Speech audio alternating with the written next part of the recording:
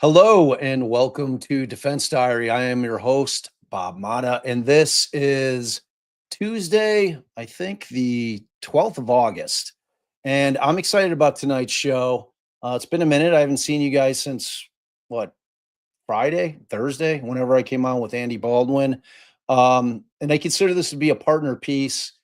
I was lucky enough to have a friendship with our guest tonight, Hannah Shakespeare, who, if you don't know who she is, she's a writer, a showrunner, a filmmaker, documentary style. She's had huge hits on ABC, Killer Women, which you may have seen over the years. She's worked on films, Bright 2 with Will Smith, Family Crimes on Stars. She did The Third. She worked as an executive co-producer of The Sinner on USA. She's written scripts for movies with Cusack, which was The Raven, and a film called Loverboy with Kevin Bacon. She's done it all. She's really an amazing person, and she's really, really down to earth. And I think you guys, if you've never had the pleasure of meeting her, are going to enjoy her. I find Hannah to be a straight shooter. No bullshit. She gets right to it. She cuts to the chase, and I'm really excited to have her on. So without further ado, what's up? Bonsoir. How are you? I'm well, thanks. Thanks for the intro. Yeah, my pleasure. So the first thing backstage Hannah asked me is, "Where's Allie?" And I said, well, she'll be here at some point, but the reality is tomorrow's the first day of school. We, of course, slacked as parents, and the clothes shopping for the first day of school did not happen in a timely fashion. So she's out with our 13-year-old doing that as we speak. Hopefully she's going to get back here in relatively short order. It was either have Allie on for the beginning of the interview, but I know that Hollister closed at 8, which if she hung for most of it, she probably wouldn't have made it. So I'm like, maybe you go do it beforehand and then you come in late. So that was the choice that Allie and I made, because we didn't want our 13-year-old badgering her through the entire live. When are we going? When are we going? When are we going? So that's the long answer, but I'm thrilled to have you, Hannah. What's going on? Anything new? Anything new and exciting happening in your life? Not so much. I've been hanging on by the edge of my seat, looking to see how the doc was going to do and reading various reactions to it. And so, like I was telling you earlier, I saw that Doug Carter was on a podcast today. I didn't see it, but people had sent me some of his responses related to it. And it seems to me he basically said it was, well balanced, he felt. I don't know if he went into any more detail than that. There was some discussion that the contracts that we had initially presented to him, or that we had presented him, Carter, and I'm assuming all other law enforcement out there, were restrictive in what they could say after the show had aired. And so they had bumped on that. Okay. Which was news to me, because really what we were told repeatedly was that after Superintendent Carter retired, the new superintendent who came on just gagged everybody up. Oh, you mean after post Carter? Yeah. Yeah. And I want to get into all that. And why don't you kind of jumped ahead. We're assuming that most of you out there have seen the new documentary on Hulu, which dropped, I think it was kind of overnight on the 4th into the 5th. So technically it was the 5th. Yeah. I know a lot of people dug in right away that were anxious to watch it, but it's doing very well. I think we could officially call it a hit. I mean, we're, what are we, 4 or 5 days in, and it's still top 10. So that's always good. And for people that followed this case, and you being one of them for a long, long time, and those of us that were not fans of the fact that it was really tried in the dark and it was investigated in the dark for a long time. There just wasn't much out there for the public to be able to sink their teeth into. I'm really appreciative that it's doing well. It's one of those cases that I think more people need to be made aware of, and I think that your doc's doing that. And as you said, I mean, I've been clear out there. I happen to think that this is a wrongful conviction. There are folks out there that think that they have the right guy, and everybody's entitled to their opinion. And when you're making a doc like this, which we're going to get into as well, when you're trying to sell it to like a major streamer like Hulu, they're going to have some expectations and some requirements from you, the filmmaker, that may not necessarily align with everything that you want in terms of your vision, but they're paying the bills. So you've got to at some point in time kind of say, all right, well, I'm willing to I'm willing to sacrifice some of what my vision was in order to get the story out. So, but let's go way back. And what we're Yeah. talking about is capturing their killer, the girls on the high bridge. That's the new doc. It's available on Hulu. If you haven't watched it, I highly recommend you go and watch it. It's 3 episodes, which we're going to talk about too, because I don't think people have any idea how hard it is to pare something down to 3 episodes when it's a story that could easily have gone 10. And I'm sure I was telling Baldwin, I'm like, man, I guarantee you Hannah has hundreds of hours of footage that she could have used, not including just interviews, but all of it, everything that you've done over the past 10 years, really trying to bring this thing to life. But what got you in to the Delphi case initially? Like what was the draw for you? Yeah, it's a kind of a long-winded answer, but I had I had a dear friend who we're both sort of true crime fanatics, and she, I believe, now works in services, but I don't know for sure. And so we always were sort of in the espionage, true crime. And then, of course, the work that I was hired always to do in television was I was always on the procedural end. So I'm dealing with PIs, I'm dealing with, attorneys, a lot of knowledge about crime in general. So there was this very convoluted, bizarre case in England about a pensioner that they were calling Neil Dovestone because he had gone out for a walk on a very famous moor where, if you do know historical true crime, Ian Brady and Myra Hindley were out there doing their real nasties of killing children and witchcraft and that stuff. So it has a very sort of haunting, tainted feel to it, which immediately drew me to it because the guy was found, on his back, dead in the middle of this well-known moor, and the press was putting out the fact that it was a heart attack. And my friend and I were joking that, like, well, anytime an older white guy goes out to walk on a moor in England and dies, you're going to know it's services. Like, there's a story behind it, right? Like, there's something's going on. So we started digging into it. And as it turned out, he had first it was ruled he had had a heart attack. Well, then it turned out, well, actually, he had a heart attack because he had ingested strychnine, rat poison. So I'm like, well, then it was, oh, sorry, we were wrong. It wasn't a heart attack. It was suicide. Well, I don't know many people that want to kill themselves with rat poison. Yeah, it's a rough way to do it. Right. And then it was, oh, we forgot to mention this, which is actually he had a broken femur that had been sort of primitively put back together with the serial number of the plate filed off it. And then it was, oh, wait, we also forgot to tell you that it looks as if this, because they had CCTV footage of him. Well, in this day and era, like somebody knows him, right? That nobody knew who he was. And so we're like, okay, he dies of strychnine. Nobody knows who he does. He's got a femur with a shaved off thing. Then we find out he's coming in from Lahore, Pakistan. And then we find out that he's left a suitcase in a pension somewhere in downtown London. And we started putting it together. The long and the short, and he definitely was a spy.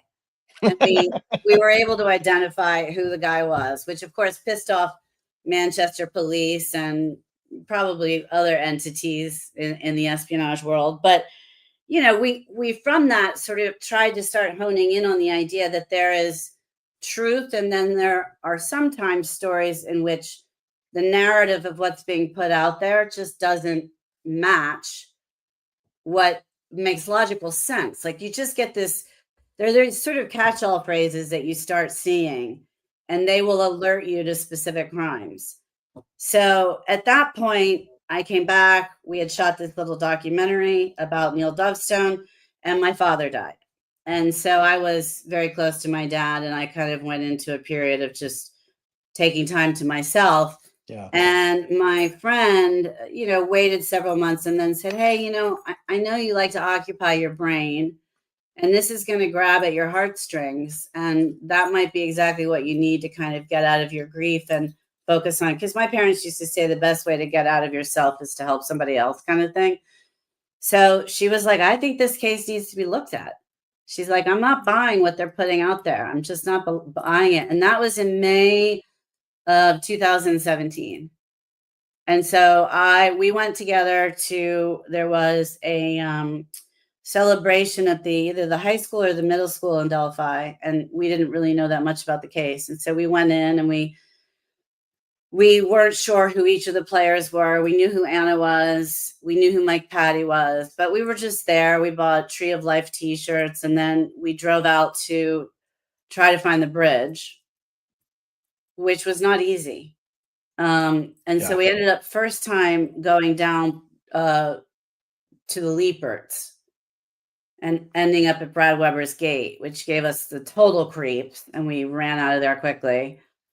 And then we ended up finally finding it, and we parked at Freedom Bridge and we walked in. And it was heartbreaking, and it was terrifying, and we had our geography completely wrong. We didn't know north, south then. At that point, I don't think it had been really well delineated. Yeah.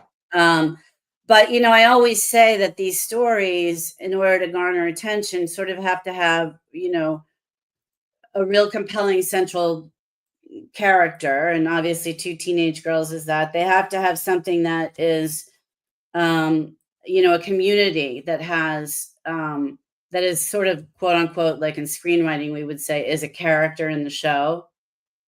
And certainly Delphi had that. Yeah. And then additionally, the idea is the mystery. And again, I'm putting this in screenwriting terms because that's how I'm trained. Right. Does the fundamental mystery have enough kind of illogical, convoluted mystery on mystery on mystery? And certainly this case did. Yeah.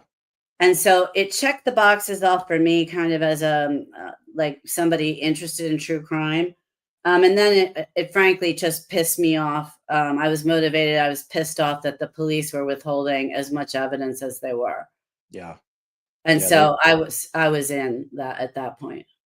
Yeah. And I was digging around and I saw, and at some point, and I'm kind of jumping ahead a little bit, like you had a lot of footage and you basically had done a documentary, which you had an issue getting it out, right, to the world. Yeah, no, so after that, it all ties around. So after that Dovestone documentary I did with The Spy on the Moor, I have a dear friend that I actually did Killer Women with, Jimmy Fox, and he was running a big non-scripted production company under All Three Media. Jimmy's now at Fremantle. And so I said to Jimmy, hey, what do you think of this idea about like a murder she wrote kind of character, like an old lady like me who goes into small towns and investigates crime, but doesn't do it through a traditional lens? And he was like,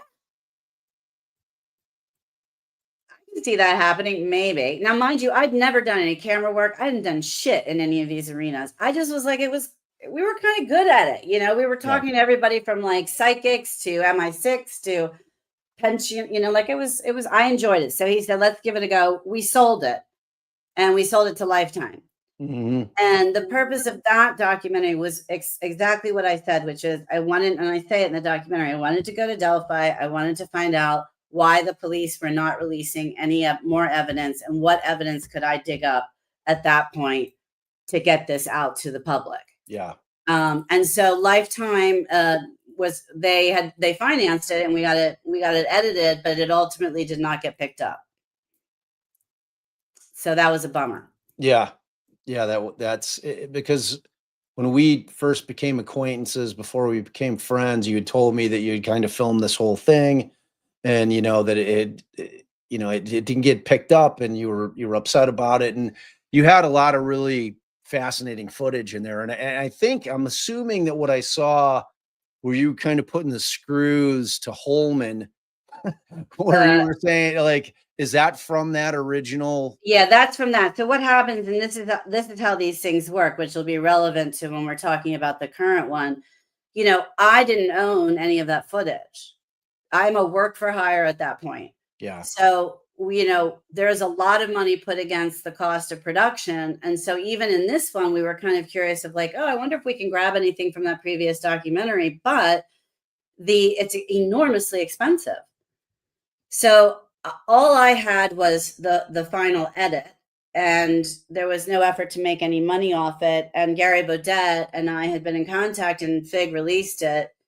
And it was curious to see what people's reaction to it were. But that's when you saw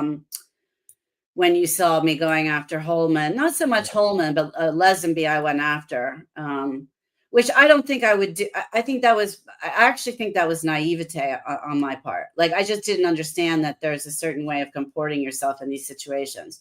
I mean, I was absolutely injecting myself into that scene because I was pissed off that he hadn't included Carrie, and I felt strongly and knew that he was breaking the law and not including her in that. Yeah. But again, that's, I don't think that was particularly well handled on my part, genuinely. I mean, I like it because I like getting worked up. But it's that balance, though, right? In terms of like trying to get something made, what you're ultimately going to be able to sell, to a buyer. It's like you kind of, because I went through a lot of that when I was trying, and I'm still trying to get my Gacy thing out. But like, we pitched to, I don't know, 50 different streamers, and 50 production companies. And we had, I signed a couple of agreements in terms of, no shopping agreements. Yeah. Classic shopping agreement. Yeah. So it was like, we do the pitches, and, and it's like my showrunner who I was working with, she was like, look, like, I know what the story you want to tell, but that's not what's going to sell the thing, and I'm like, but like, they've told that story before. She's like, we need to focus on the tapes. And I'm like, I'm like, that's not what the story is. I uncovered how they really got Gacy. Like, what the fuck is wrong with people? Like, why don't they want to know the true story? So she's like, it's too complicated. So I was like, in terms of like forming those relationships, like, at what point did you know after the Lifetime thing happened that you wanted to continue to dig in? No, I didn't. I didn't. I was like, listen, the experience that I wanted, having been writing behind a desk or in a writer's room for 30 years, was like, I've really enjoyed getting out and speaking to people and re-engaging in life again. And that's what the Lifetime documentary was. And Jimmy Fox allowed me to be me. He allowed me. Now, 2019 is very different than 2025. And true crime, though it was trending, was not the way. We're not in the market that we are now. So in 2019, this sort of oddball approach to like, an old fart goes into a town and looks, is Angela Lansbury. Like that Right. had a little bit of a verve to it. Yeah. And ultimately, I don't know. We never found out why Lifetime gave they never tell you not Lifetime, but no networks ever tell you the truth why they're really passing. So we have no idea. I mean, I feel it might have been too oddballish, frankly, for Lifetime. It was pushing the limits out there. So I would want to I was like, I'm done because I wanted to do that. And if it's not going to be that way, then I don't have any interest in it. Well, the case it just drove me crazy. And I was also from that, I had enough access that I started to I was just investigating it on my own, not to do anything. I never created a YouTube channel. I never did a podcast on it. I didn't do it. I was just genuinely trying to figure out what in the hell is going on out there. Yeah. And I think I don't know what the compelling reason was that I decided, no, you know what? I want to try to pitch this again. Frankly, I don't remember. It might have been that I'd gotten some piece of information that I felt was valid enough to put it back in the market. Yeah. But I don't remember. And this is, I mean, I don't want to jump ahead, but this is the reality of what happens, which is I pitched that show like you were talking about the Gacy show. I pitched that show. I I can't even remember how many times. And I was consistently told, oh, there's nothing there. It's nothing there. It's play it out. It's nothing there. I kept saying, you just wait. This trial is going to reignite this case. And there is a lot there. There's a lot more than anybody understands. And, a lot of people, ironically, the woman Kate Bustamante at Hulu passed on it. And then that was a year before I went back with a production company attached and new management at Hulu, and we sold it. So that was like very exciting, but it's not easy. It's not easy. It's not easy, and like with the Gacy shit, it always does well. Like I was like, when I was trying to sell mine, because I had uncovered this receipt kind of story and broke that like right after Tracy Ullman's Peacock thing came out, which was a devil in disguise. And then Berlinger brought out, based on my pitch, I had pitched Berlinger when I had my tapes because I was originally going to license them. And I went to Berlinger and I'm like, here, man, like I've got some, because he had just dropped the Bundy thing.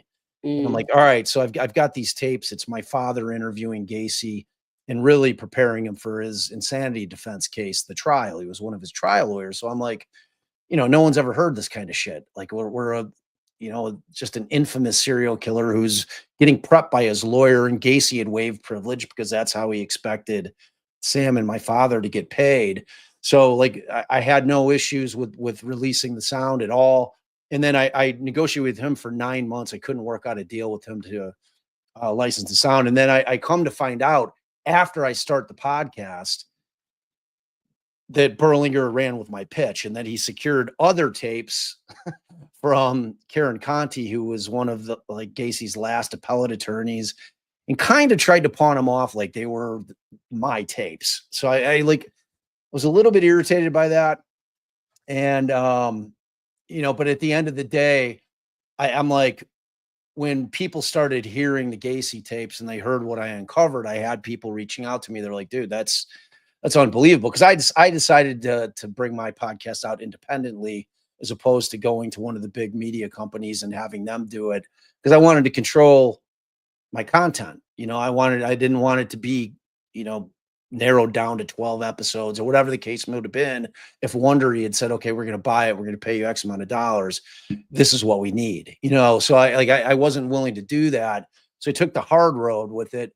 And, when I end up getting, the first few pitches, it's like, they're like, oh, just 2 Gacy things just came out within the last year. I'm like, doesn't matter.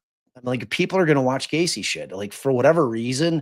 And I'm like, mine's not really a Gacy story. It's more focused on the victims that nobody knows anything about. There's 33 of them.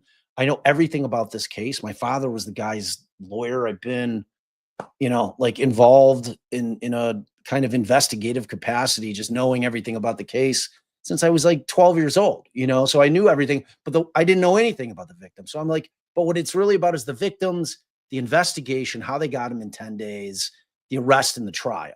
Like Gacy's like, the shark in Jaws. Like when Spielberg didn't put the shark in the first half of the movie, you didn't need the shark.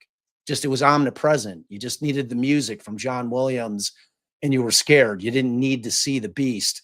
So it was like that was my concept. And I'm like, it's really a cop story on how they got him, and it's unbelievable. So in terms of like when you're going in as a documentarian and you're having to create relationships in order to have access to people, I don't think people like understand how hard that is to do. Well, no, I mean, there are a couple things I want to bring out right away, which is I'm not a documentary filmmaker. I'm a person who has been in a documentary film, and I've executive produced this one, but the people behind this, are the real talents in this. No joke. I mean, Grace Miller, who directed it, has literally hundreds and hundreds of hours of doing true crime. Jane Latman, who is the producer at Twist, ran Discover. I mean, she's an network executive doing true crime for decades. So Yeah.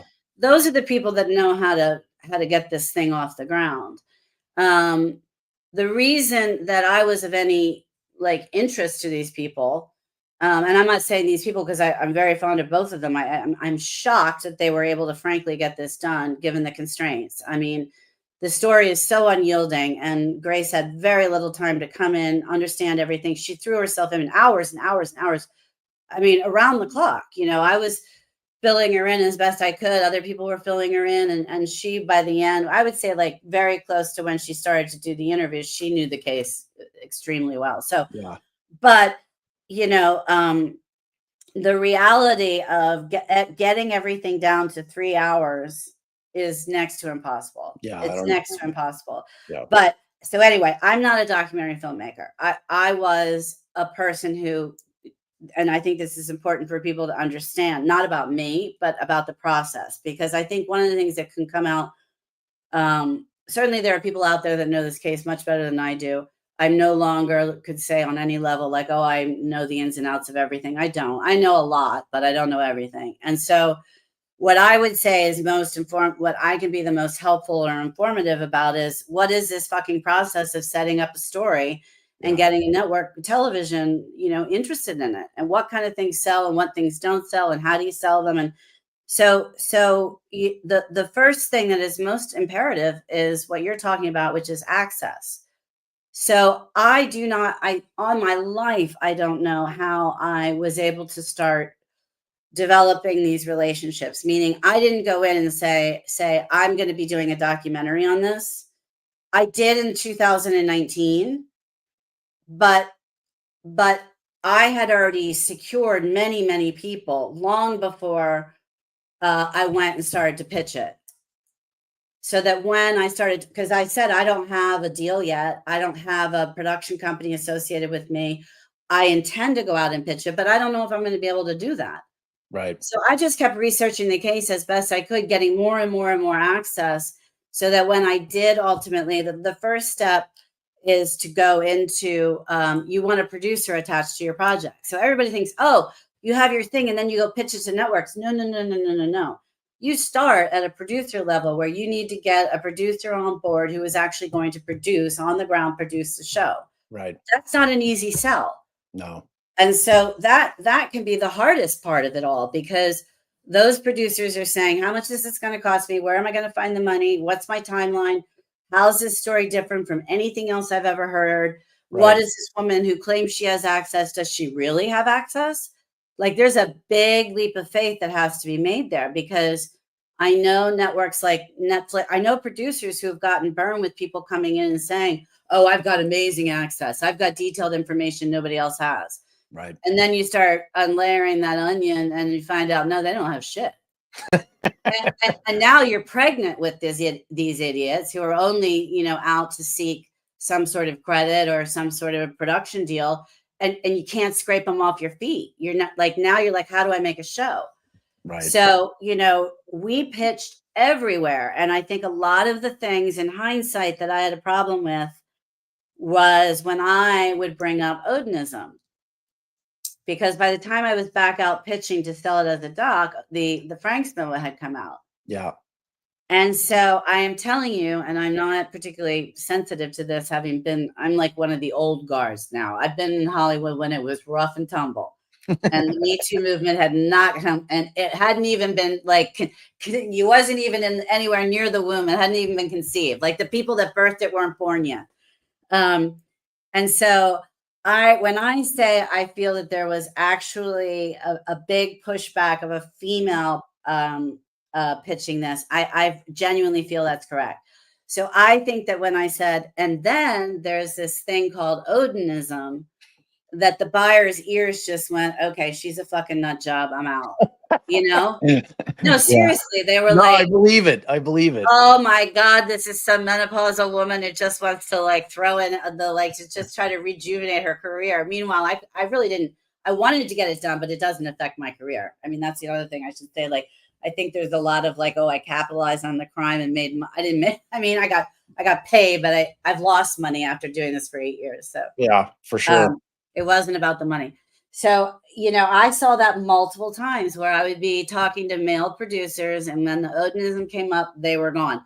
So when we got to Jane and I brought up Odinism, and she went, oh, I know, I've actually looked into that and I see there's some validity to it. I'm interested in that. I was like, oh my God, do we have somebody that's actually, and like I said, Jane ran True Crime Networks and so she was always on the like distribution arm. She's the yay or nay if anything gets on air. So when she's now at a producer level saying, hey, I think this has got legs. I mean, frankly, I was floored.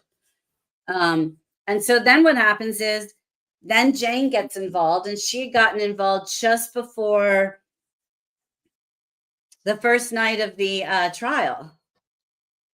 So I flew out to go to the trial and slept out outside, as you know, like you saw me there and all this kind of shit. Yeah. And, Jane's like, because there's no money at this point, like she was like, look, we can pay for meals and a flight, but this is not production. Right. So she's like, can you take some footage of like, we can cut together a sizzle reel. And so that's, ultimately my footage was no bueno. So nobody used it. And we put together what's called a deck, which is, it's a pitch document. And so it includes location, crime, main characters, access, why it's a good time to tell this story. It's a sales document. Yep.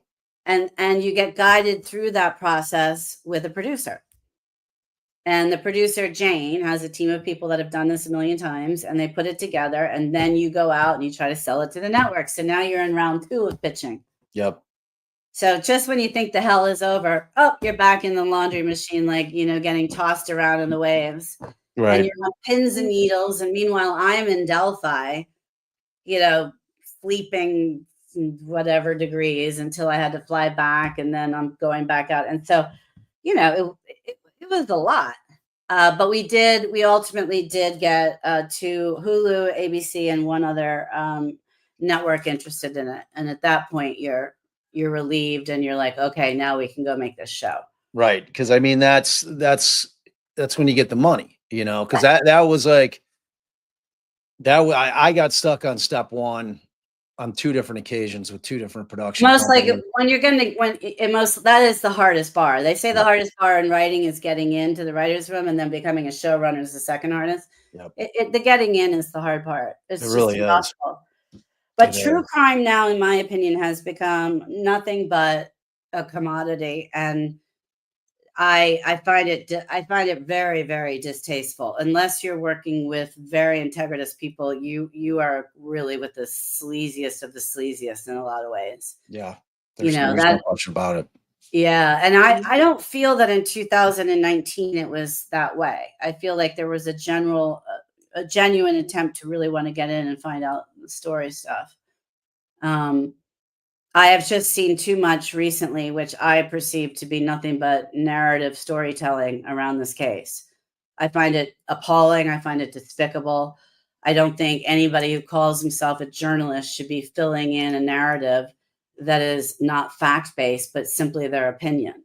Right. I mean, you can be somebody doing a show or but you can't say I'm a journalist and then be filling in blanks with your own opinion about what happened on this case. Right. And when the bar gets that low, and you're dealing with sleazy publishing houses and things like that, then you're losing what, in my opinion, you're going to end up sacrificing the truth. Because I was looking at a different case recently, and the people were like, no, we don't want anything to do with this, because they're going to come in, they're going to dig up all the shit they can dig up about anything associated with this case. I don't want anything involved in it. And then there are going to be these people that come on board that just espouse their opinion and malign my family, malign our, and I get that. So Yeah. ultimately, the price to all this is truth is lost. People who would have come and spoken with you are long gone. Yeah. Yeah. And it's challenging. Like, from our channel's perspective, in terms of, and we're obviously defense lawyers, so, Right. and we put that out there. So I come from it, but like when I'm kind of reporting on a story, I'm really trying to have people understand what's going on in terms of the legal process, and doing less digging behind the scenes, trying to figure out what really happened. You know what I mean? Because unless it's my case, unless I have the discovery, I'm kind of beholden to whatever is out there in the general public. You know what I mean? And typically in a case like this, because I certainly followed it pre-arrest, but when it happened early on, in terms of the crime itself, I was close enough to it because Chicago's like 2.5 hours away. I certainly was following the case, but I like, from my perspective, I didn't get involved in terms of digging into the case until Allen's arrested. And at that point, my antennas kind of popped up when they sealed the probable cause affidavit. I'm like, Mhm. what? I'm like, this is weird. It's like probable cause affidavits. That's like, it's like the first salvo from the state. That's where they're laying out their case. It's how we as the public know why they've made an arrest of a certain person. That's what the whole transparency thing's about. So, from our perspective over here, we were always kind of like, look, I'm going to read through all the documents, whether they're defense or state. And I give opinions on cases because I'm evaluating it from an attorney's perspective. Right. You I know mean, what I'm that's what, saying? yeah, I mean, that's what I'm saying. I'm saying I think everybody has the right. I see that Lindsay's posting about I'm not a journalist, but I think everybody, my point is that everybody has the right to an opinion. I mean, we should. And ideally those opinions, kind of move and change as more information comes in. And however you land on this case, I genuinely don't care. I mean, what I care about is I have issues with the way the case was handled by law enforcement and by McClelland. I will, and Gall, and I'm not backing off that. And I think I have enough evidence to support those facts. If people don't believe me, I don't have a problem with that. Or if they don't like me, I don't have a problem with it. What I'm saying, if you state that you are a journalist, then you are beholden to tell an unbiased story. Right. If you state that you're a lawyer, you're coming at it through the lens of somebody who has a law background. According to what you're like, I am not a journalist. I'm not an investigative reporter. I'm a weirdo, frankly, who likes true crime and has the background to be able to lay it out in a story. Uh-oh. Is Hannah frozen for you guys?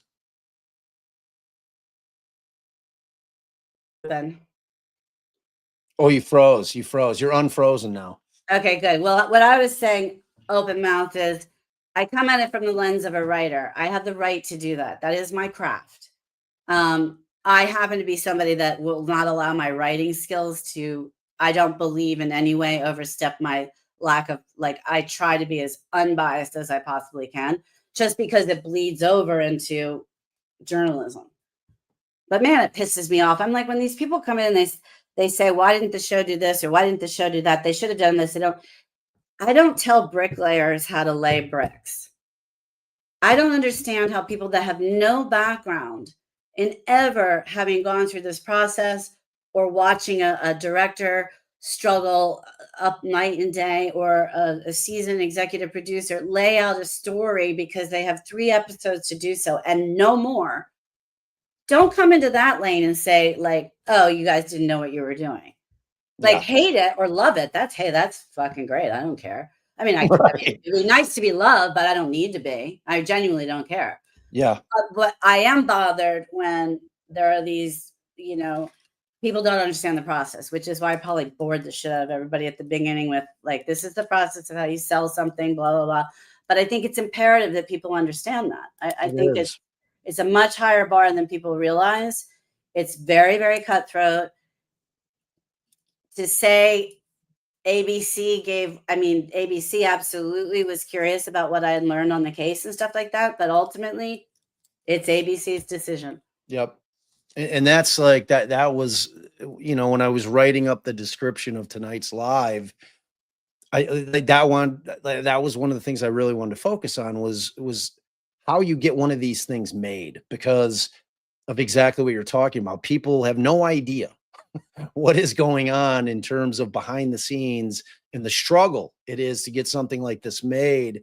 And then when you're dealing with a showrunner and or a producer that's like, look, I know what the networks are going to want. Like I know what they're going to And be they willing to do. pay They for, and do they because do. Right? they're the third party that's been involved in this game for a long, long, long time. And so I mean, listen, I won't lie. It was contentious at points because, I was like, I don't understand why we can't include this. I mean, how do you not include the safekeeping or, all this kind? I'm like, this has to be in here. And the reality is, so do 9 other facts that have to be in there. But you're not looking at the people who know the case inside and out. You're looking at an audience that has never heard of Richard Allen, Exactly. that's never heard of Libby and Abby. And you have to decipher something that's highly complicated down to a story that is at least comprehensible. And you have to try to do it with equal airtime. Yep. And then you have to do it with equal airtime when law enforcement has completely said, we're not talking to you. And not only us, they weren't talking to anybody else. Dateline got in right before the gag went up for the appellate and the new superintendent. And you're struggling to tell the state side of the story with every access that you have. I mean, that's why Tom Webster is in it. That's why Frank Meister is in it. That's why the podcasters are in it. I mean, I know Tom, I know Frank Meister. I don't know the podcasters. I just said, go to the podcasters. Right. They're articulating the state side of the case. They're attorneys. They've got validity. They know this inside and out. Get them on camera. Right. I mean, McClelland, I think we reached out to McClelland 40 times. And he strung us along and he strung us along and he strung us along. And then he ghosted us at the end. Like, that's just shit. Yeah. Go up there, sit down, talk about the case. If you're so sure that you're right about everything, great. Articulate it to the viewing audience. Don't act like the people who have spent actually 8 years and know this very well are so insignificant in your life that you're not even going to be bothered. I mean, what kind of respect is that for anybody? Yeah, no, and that's an unusual position for like a series or a show in a case wherein because typically who you're seeing are law enforcement and prosecutors. So like I mean that like I'm always talking about on our channel when you're watching your typical Discovery ID, Oxygen, whatever the case may be. It's chock full of the investigating officers. And sometimes, I'd say more than half the time you get the prosecuting attorneys in there. And, and then they'll throw in the defense attorneys at some point. I like selfishly, I always feel like the trials get short shifted in these types of things because I'm like, that's the most fascinating part of the whole thing. And but it's what you're saying. There are so many people out there that had no idea what this case was about.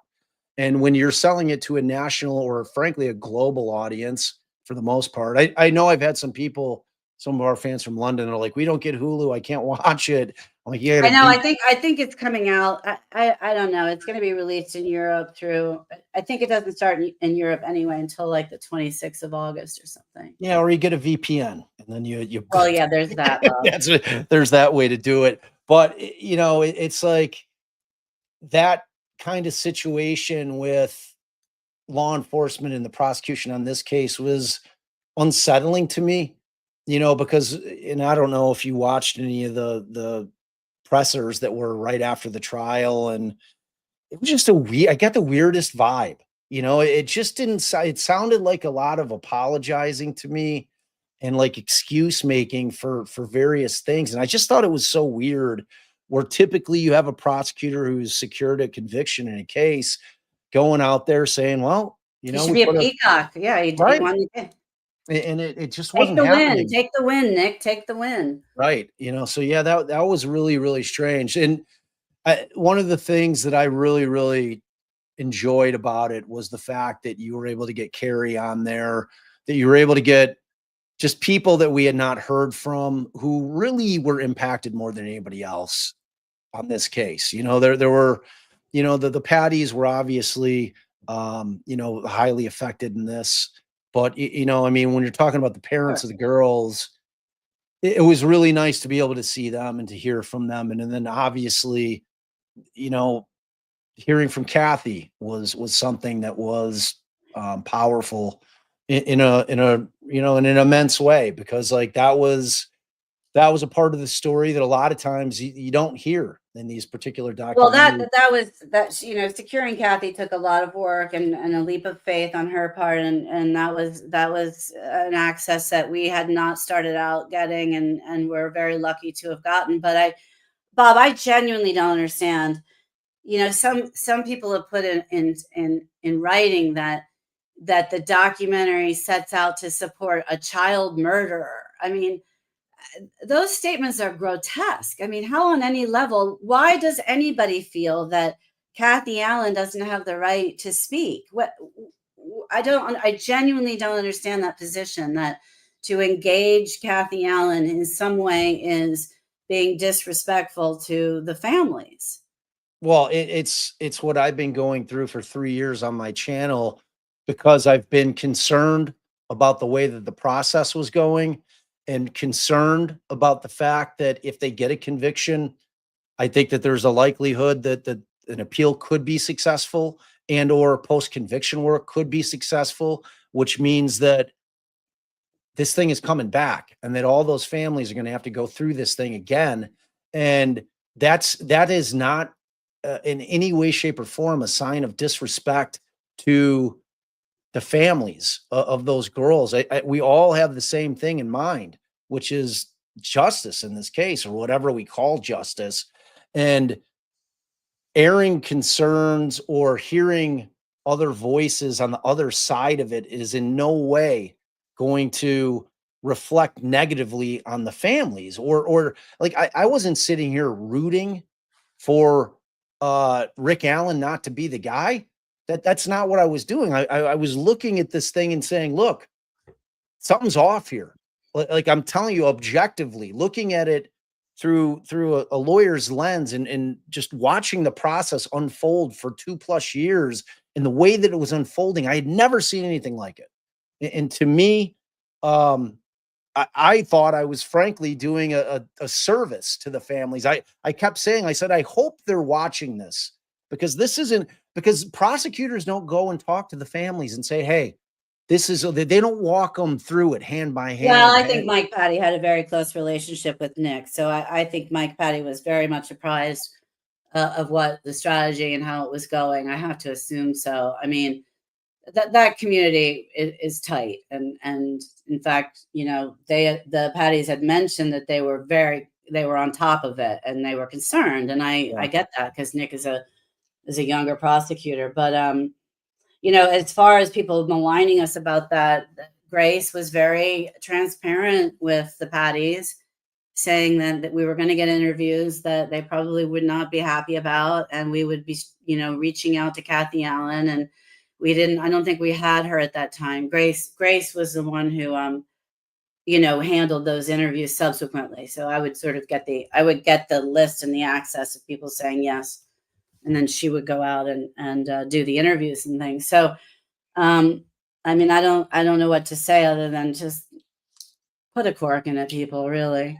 I mean, I was watching today just because I'm sure I'm bored. I mean, am I boring people? They can let me know. I'm happy to No jump way. off. No way. This is So, fascinating. so one of the things that no, I'm real. I swear I'm not. My ego is fine. It's all I care. I have chickens. That's all I care about right now. Right now, I'm just praying for the first hen to lay her egg, because these chickens have been a cash bleed for us. But anyway, um, I was watching a bunch of online stuff, which I mean, like YouTube I don't know what YouTubers or whatever they're called. So I was watching Sleuth Intuition did a breakdown of the sticks today. Now, Sleuth is very convinced that Richard Allen is guilty. Right. And he very respectfully, there were some people in his chat who were like, I hate Hannah Shakespeare. And he was like, oh, I don't. I kind of like her, but I don't agree with her. That's cool. But anyway, I thought that his summary of what happened with the sticks is a very, very well put together, thought out potential of what might have really happened. And it was the first time I felt somebody made sense. I didn't think Cicero made an ounce of sense in his blood flow, but taking the information that Sleuth was able to get from the exhibits and stuff, he made total sense of the blood flow. I mean, the blood splatter and the kill site and all that kind. I mean, and we don't agree. We don't agree about certain aspects of this case. But man, I'm throwing him a big bone because the work is really good. So I love that stuff. There's some amazing sleuths working, on this case. Amazing on Yeah, both and sides. and I'm obviously on the opposite side of Sleuth, and I've been on his show multiple times because I love the debate. Like if Of people are course. willing to be civil and discuss the case, it's like I don't base my relationships or friendships on people on whether or not they disagree with me about a case. And I'm going to be steadfast in my position, and I'm going to listen to whatever anybody has to say on the opposite side of it, and I'm going to consider it. And, ultimately, if I reject it, I do, and I expect the same thing from the other side. But the debate is what it's all about. I mean, that's how we get Well, that's how answers. society moves forward. It doesn't move Right. forward through bullying and calling people Yeah. names and lying about the conjunctive, the interstitial tissue between here's a fact and here's a fact, but I'm going to fill in the interstitial thing with my own narrative and then call myself a journalist. I mean, no, it doesn't work that way. Yeah. It e- doesn't. So Exactly. have the debate, talk about the facts, fill in opinions when you're saying, well, I think it could be possible that his motivation was this. They're very different than saying his motivation is this. You don't know. Nobody knows what Richard Allen's motivation was or wasn't. I mean, nobody knows. Unfortunately or fortunately, he got convicted. That's everybody's opinion. I have great concerns, like you do, Bob, that I think the judicial system in this process was from the investigation all the way through to the court case. I think it's a fiasco, Yeah. and I'm not going to. And the reason I think that, just to sort of validate that, is the major mistakes made by law enforcement, the 70 hours lost. I mean, it's just the consistency of errors, the misplaced tip. There's people who've said that people lied on the stand. I mean, the not following up on the Elvis Fields of it all. These things are sincere mistakes, and there are many of them. I mean, There are and many. throwing off the FBI, refusing to work with Roy West, who's probably one of the best homicide detectives in the state, whom I happen to know is willing to do it. I was told pro bono, was simply doing it to try to help the community, and was shut down by law enforcement locally, and probably, I don't know if it was at ISP, but I know it was local. And to me, there's no justification for that. You are over your heads. You refuse to take any kind of there's proof that you're over your head, which is that you lost interviews. And by the way, the other thing I know is that I know, and I won't tell you the source on this, that they meaning Carroll County knew that the DVR was down by mid-March rather. There was a person working on the investigation who went back in and said, hey, I want to get a copy of the tape of my interview. And they said, oh, the DVR thing's broken. And so this person was telling me that traditionally he doesn't take notes because it can be off-putting. In other words, he's not writing stuff down to, he wants to keep the flow of information going because he assumes there's a DVR that's actually functional. Right. And so this idea of like, oh gosh, we didn't know. Now, do I think that was they deliberately erased the tapes? I actually do not. I really don't. I don't think it would. I don't. That just it's a big leap of faith for me to believe that. But if you follow the patterns, And then you end up with the Reese Davis of it all, and he sent 8 letters, and I'm not sure what McClellan's position is. Is he saying he didn't receive any of them, or he lost some? Like, I'm genuinely asking, what did he say? He didn't really say anything. Because when the whole Reese thing came out, I mean, he responded in a pleading, but his pleading was insufficient in terms of giving an actual answer. So, it was clear to me from what Andy and Brad and those guys were, but I think it was primarily Andy was able to put together, was that it was clear that they had done the research to figure out through phone calls to both McClellan's office and a corroborating witness that knew that the letters were sent, to know that Nick had received them. So Nick made, I think he ultimately, I can't remember how many he admitted to getting. I think it was 2 or 3, but he certainly said it wasn't the volume that Reese was saying that it was. And, they just said that they poo-pooed him, that it smelled like bullshit to them ultimately. Like, Right, I get that, but I mean, that's I obviously it's a potential Brady violation. I mean, if the 100%. prosecutors get to go like, oh God, that's nothing. I mean, are Right. you out of your mind? That's the foundation of the legal system. The prosecutor is not the judge, not the jury. You must 100%. allow to, like, that to me is just crazy town.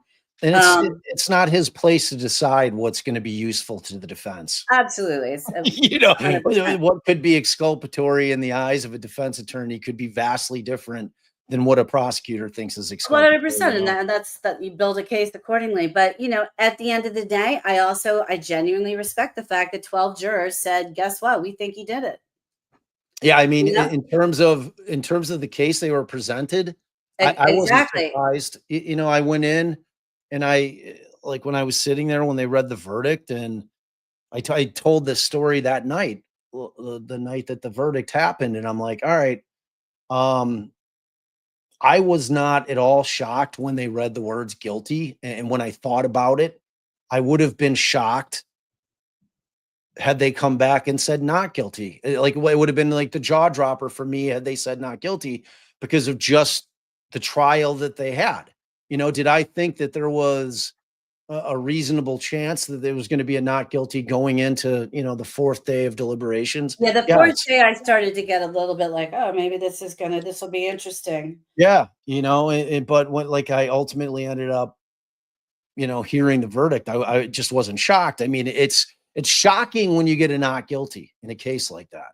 It Yeah, happened. no, I It's understand. so I mean, rare.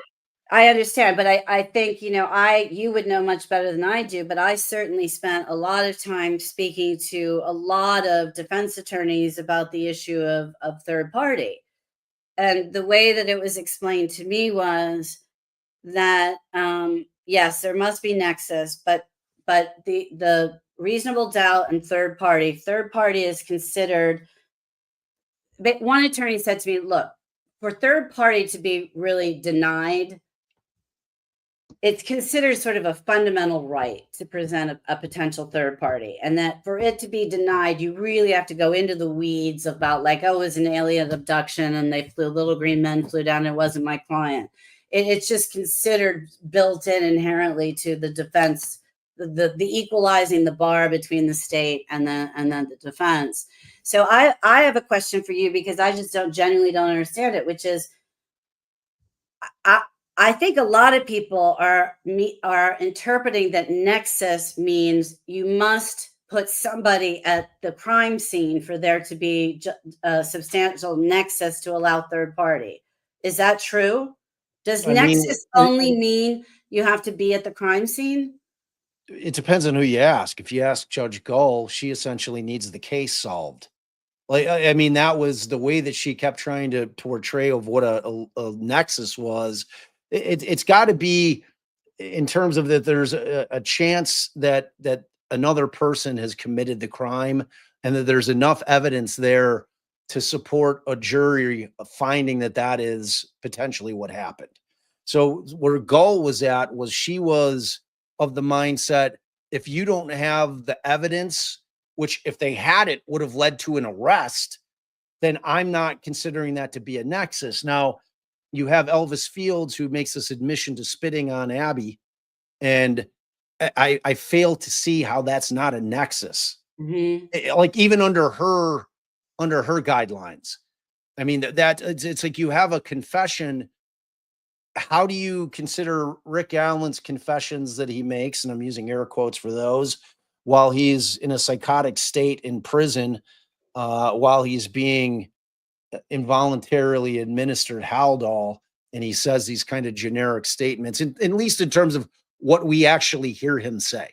I understand that Walla wrote some things that she claims that he says, but unfortunately, we'll never know.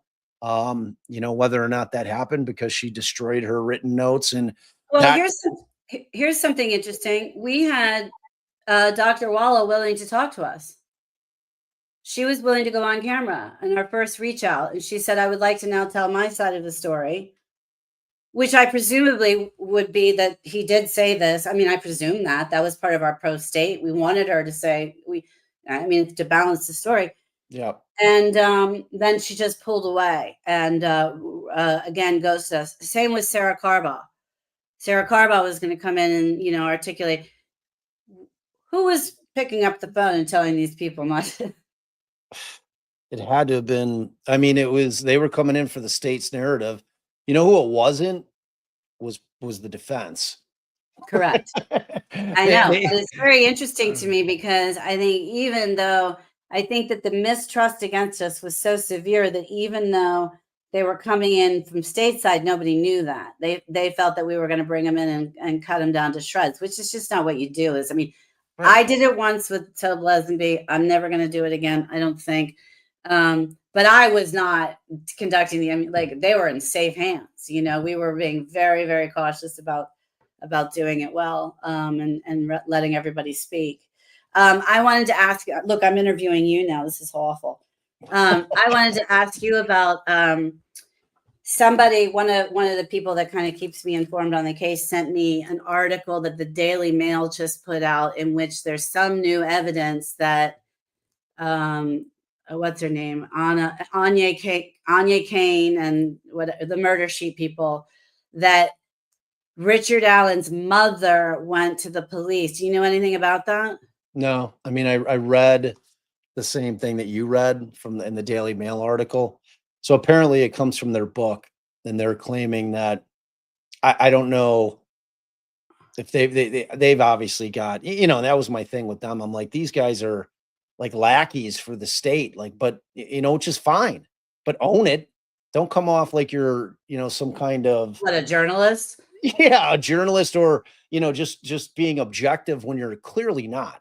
When you're No, that's clearly fine. getting So, fed. but I was curious because you had exposure to Kathy and Janice quite a bit. You were I there quite a did. bit. I never heard anything even remotely close to anything like that. And I had lunch with Janice and Kathy on at least 10 occasions, I mean, like, it seems it seems to me that the defense would, I'm going to call Andy, I mean, that the defense would have a heads up on that. yeah, Whether I Kathy or mean, Janice. I don't know that it's so. Did you read what it was? It appears that Well, it seemed like he said, "I went out to smoke a cigarette, and I'm afraid they're going to try to pin this on me," were his exact words, which then Murder Sheet was then saying that's a confession that he made the crime. I don't get that leap of faith at all. I'm like, me either. okay. I don't like. I mean, I'm I sorry. see it as more prophetic. Is anything? He nailed it.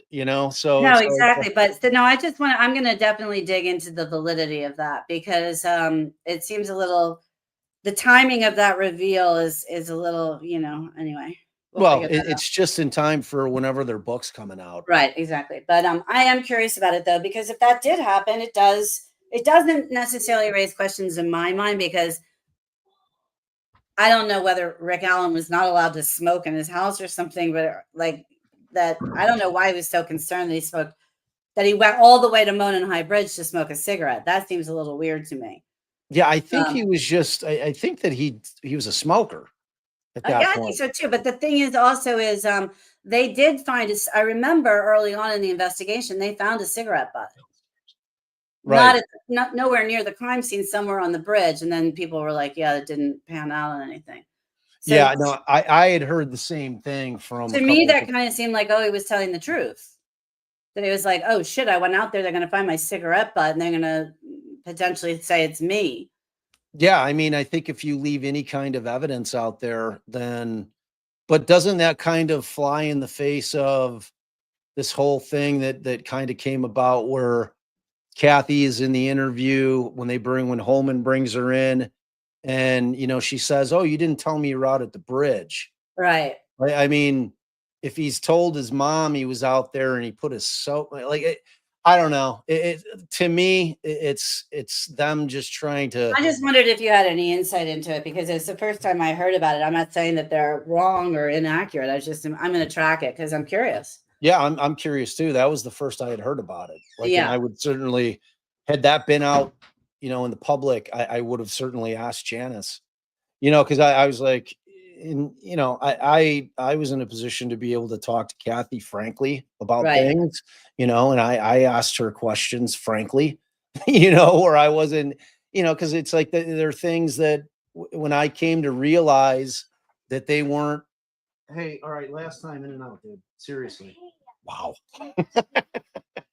When they decided not to put Kathy on, which I thought was a mistake. Like I really felt like the jury needed to hear from Kathy Allen because what we heard was an entire case in chief by the defense wherein they didn't talk about Rick Allen at all. I mean, it kind of Well, they left didn't this. personalize Rick Allen. Yeah. Well, not even like just personalizing him. It's like they didn't account for him at all during the day. You know what I mean? Well, And yeah, it's like, yeah, I wanted to know that too. well, I think everybody did, and I think that the jury would want to know. And I mean, Kathy would have done that in terms of like when she gets home from work, like where's Rick? What's Rick doing when you get home? Because like Kathy's, getting home whatever 5:15. You know what I'm saying? It's like this would have been like according to the state's timeline, right after pretty heavy duty double homicide, that I would imagine that if somebody had just committed that would be out of sorts still. I don't think that they were Well, gonna. the people would push back and say, you've got the BTK killer and you've got Gacy who could, I mean, these killers can compartmentalize. The difference is you're talking about serial killers, you're not talking about a one-off. Yeah, and a Um, guy who's had no criminal history whatsoever. right, but there's always And a first to everything. There always is. I just don't find statistically you're not going to find it at 50. yeah, and well, and beyond that, you're not gonna find it without any evidence of them building up to it, Right, like on their. previously building up to it. Yeah. And I'm not even talking about with other crimes. I'm just talking about like online, just like, the things that you're typically finding from these types of people when you dig into their devices, you typically find them building up to it. You find like the murder porn and all that other kind of just sick shit that you typically find with them. And they just didn't have anything like that with Rick. So, I mean, to me, there were just a lot of red flags in terms of he just doesn't seem to be the type. Listen, I don't it doesn't seem to be the type, doesn't mean he didn't do it. I mean, that doesn't mean he didn't do it. Again, I don't know. I can't read into a killer's mind. I can't. I lean toward the fact that he didn't, and I'm being a little bit cautionary in my responses here because I want to remain my opinion frankly doesn't matter. It just doesn't. Who gives a shit? 12 members of the jury, their opinion matters. Everything else is like I love the good sleuthing. I love it. I think there's just amazing work being done, both Yeah. sides, like I said. But I forgot my train of thought. I just feel that I should probably stop saying anything because I can't remember what I was going to say. Oh, I know what I was going to answer. Have any of the jurors spoken out before finding out the amounts of evidence that they were never presented? I asked Andy about that the other morning, and he said no, but I presume that they would probably stick to their final decision. Nobody's going to come back and I don't know. I do have the names of several of the jurors, and we felt that it was too early, and we just frankly also didn't have the time. Yeah, I don't know where you would have put it in. Like, to be I honest, mean, 'cause I mean, you had to, like you said, you had to tell the story. Like the Yeah, first and first that's episode had to have been the story, about what happened. Like there's no way around that. Like you have to tell the story. no, exactly. And we had we have footage of Elvis Fields being interrogated, being asked, but like, and I was dying for that because I just wanted to see it, frankly, you know. Yeah, And but one of the things that you learn is when anytime you introduce information in a documentary, it requires a certain amount of setup. I mean, it's an obvious thing, but it actually requires much more than you think. You've got to establish why it's coming in when it's coming in the story, how it connects to what's previously been told, how it's going to move the narrative forward to what is about to be told, and it just requires, frankly, a fair amount of setup. right. And so, to me, I was like, can't you just say that Elvis Fields, this guy that lives in Rushville, spit on the girls? And they're like, no, it doesn't work that way. No. Yeah, I mean, it would have been, because you guys Because then had you have to prove it. Then you have to disprove that why that. Then you have to go into the like, why didn't she allow that? Well, the reason is because nobody could put him in, Delphi that day. And so then you have to explain to the audience all the. I was just like, you can't do it. You just literally can't do it. I mean, yeah, I literally had the same reaction because I was getting rough cuts, and I had the same reaction that a lot of people on both sides have had, which is, why didn't they talk about this? Why didn't they talk about that? I was like, but we have that information. And they're like, yeah. And I mean, in terms of, I came away from it feeling like you guys put in as much as you could. yeah, we Trying to couldn't. trying We to couldn't touch even every squeeze base. in another second. It gets down. I don't think people realize it. It gets down to the last second Right, of what is. exactly. Right. I mean, there was no room in 3 episodes. Is just it was an We needed impossibility to be more. able We to. needed more. Yeah, But the like pace at the time just wasn't tracking, and I was so surprised. I was like, yeah. this surprises me. They gave ABC gave a different show 4 episodes, so I know that they do 4, but for whatever reason, this just was not on the radar screen of buyers yet. I think it is now. I mean, they gave it dropped the day after your doc dropped, which is that Mr. and Mrs. Murder, which they gave 4 episodes to. Like that's the one, like, so that ended up coming up like the day after. I'm like, oh, Hannah's got to be somewhat irritated about this. So they dropped this shit the day after the Delphi doc dropped, and that did get 4 episodes, and we watched it. And I'm like, okay, this is like this I thought, story could have been told in 2 episodes yeah, max. I agreed with you. I agree with you. I agree with you. So like this But case just you don't know what goes beyond the decision makings. right. You're not privy to the inside of those rooms. But again, what I've consistently said, and this is like not to be argued with, ABC was absolutely determined to tell they would not air it if they felt that there was leaning toward one side or the other. Yeah. If we had had more of the state, i.e. McClelland, even, or any of law enforcement. And by the way, Jerry Holman had told me many times, I'm happy to go on camera with you. I've known Jerry for years. Liggett was saying he would go on camera. Grace had everybody ready to go, and then they got this gag that came down as soon as because we started shooting the day after Carter retired. So the new superintendent was put in place, and they just shut everything down. But my point is, if we had had more state, then there would have been less Kathy Allen potentially. And so that would have been, if people are like, oh, they had too much Kathy Allen, we would have upped the state thing.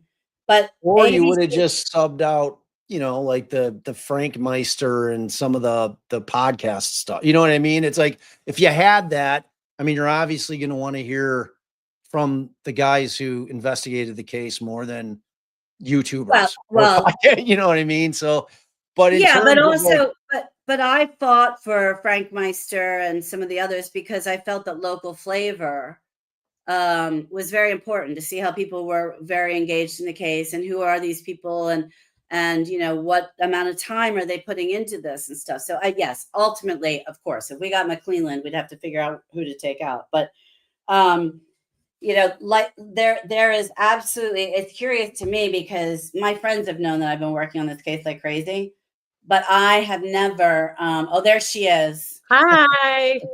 Hannah, Allie, Hannah. Hello. I think we met briefly when I was in Delphi.